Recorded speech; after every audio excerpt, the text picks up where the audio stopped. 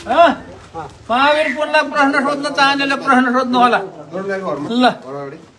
ल आयो आयो महावीर पुन आएको छ महावीर पुनलाई देख्नु भएको छैन भने हाम्रो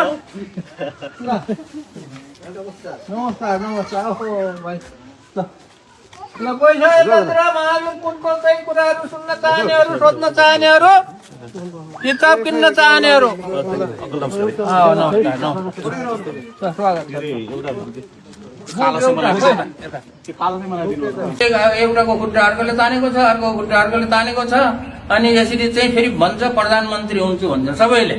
सबै युवाहरूले उसले भन्दा म प्रधानमन्त्री हुन्छु भन्छ उसले भन्दा म प्रधानमन्त्री हुन्छु भन्छ अहिले नयाँ युवाहरूले पनि अब चाहिँ खुट्टा तान गरेको देखेर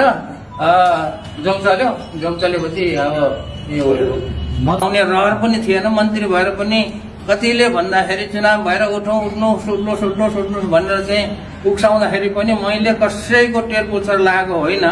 तर अन्तिम घडीमा चाहिँ के हो त भन्दाखेरि अब युवाहरू यो जुन छ युवाहरूले केही ढङ्ग ल्याउलान् राम्रो गर्छन् कि भनेको युवाहरूको पनि त्यति ढङ्ग देखिएन त्यसकारणले म पनि युवाहरूको होलमा सामेल हुँ भनेर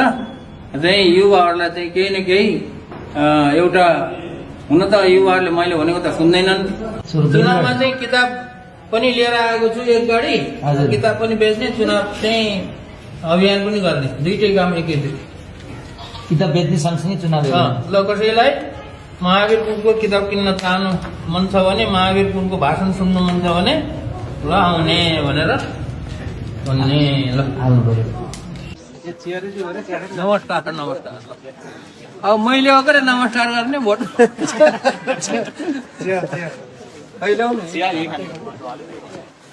भोट माग्नेले हो नि त नमस्कार गर्ने त होइन त त्यसै गर्छ त नेताहरूले पहिला पहिला त्यसै गर्छ त ऊ बारीमा गएर नमस्कार गरेर भोट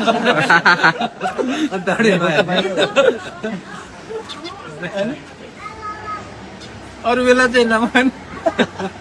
अरू बेला चाहिँ नमस्कार नगर्ने भोट माग्ने बेला मात्रै नमस्कार गर्ने गर्छ